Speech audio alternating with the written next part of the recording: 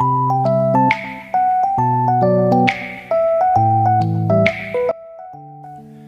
back to another episode, everybody, of Inspirational Sunday. Today is May 1st, 2022. First video, first Sunday of the month, first video of the month. Let's get into it. We are continuing where we left off, Genesis chapter 24. First of all, let me apologize for last week. I was under the weather. I ate some Lucky Charms. That's going to be another video explaining that whole thing because it does need to be explained. But don't eat any Lucky Charms. If you have Lucky Charms, throw them out. Don't eat any Lucky Charms. Trust me, you don't want to go through what I went through. That's going to be another video coming up shortly. So again, I apologize.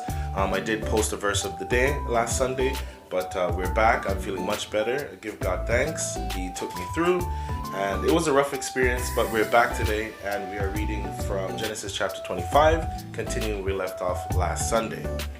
And let's begin. It's titled, Abraham Marries Keturah. Verse 1. Abraham married Keturah, and they had 6 sons, Zimran, Jokshan, Medan, Midian, Ishbak, and Shua. Later, Jokshan became the father of Sheba and Dedan, and when Dedan grew up, he had 3 sons, Ashurim, Letushim, and Leomim. Midian also had 5 sons, Ephah, Epher, Hanok, Abida, and Eldah. While Abraham was still alive, he gave gifts to the sons of Hagar and Keturah. He also sent their sons to live in the east far from his son Isaac. And when Abraham died, he left everything to Isaac. The death of Abraham. Abraham died at the ripe old age of 175. His sons, Isaac and Ishmael, buried him east of Hebron in Machpelah Cave, that was part of the field Abraham had bought from Ephron, son of Zohar the Hittite. Abraham was buried there beside his wife Sarah. God blessed Isaac after this, and Isaac moved to a place called the Well of the Living One Who Sees Me. Ishmael's Descendants. Ishmael was the son of Abraham and Hagar, the slave woman of Sarah. Ishmael had 12 sons in this order. Give me a moment with these names.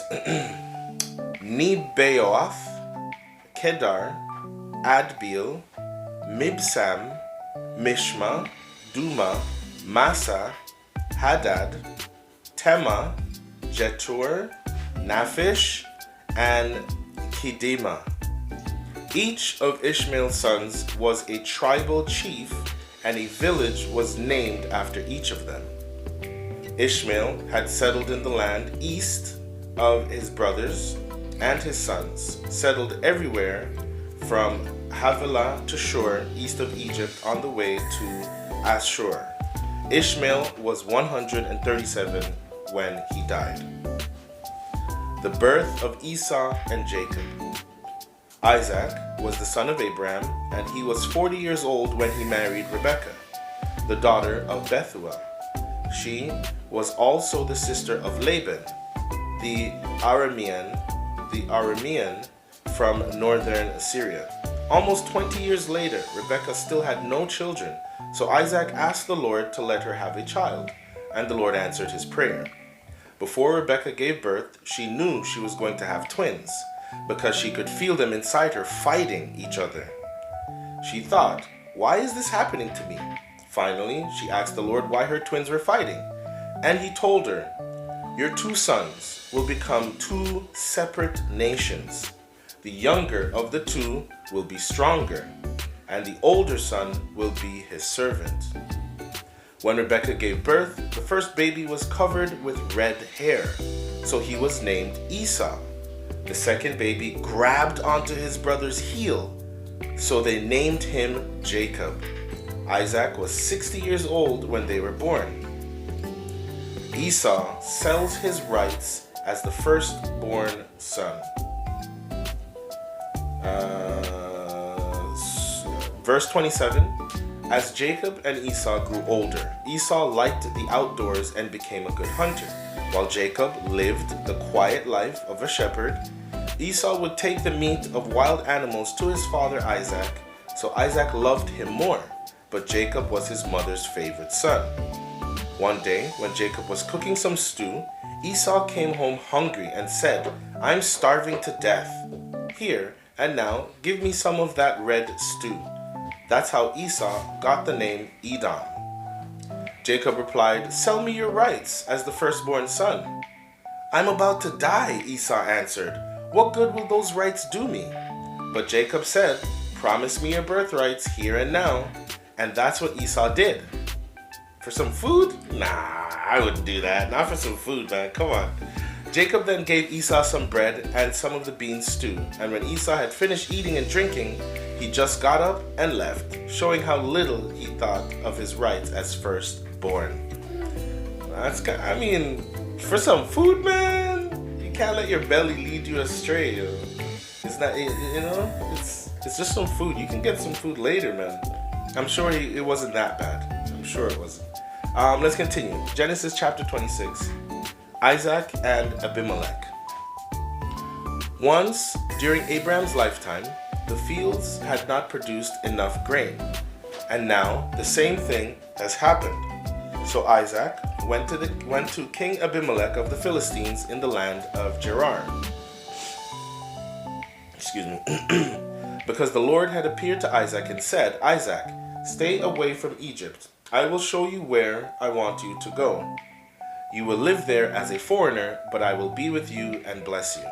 I will keep my promise to your father Abraham by giving this land to you and your descendants. I will give you as many descendants as there are stars in the sky, and I will give your descendants all of this land. They will be a blessing to every nation on earth, because Abraham did everything I told him to do." The importance of doing what God tells you to do. Verse 6. Isaac moved to Gerar with his beautiful wife Rebekah. He was afraid that someone might kill him to get her. Sounds very familiar. Yeah.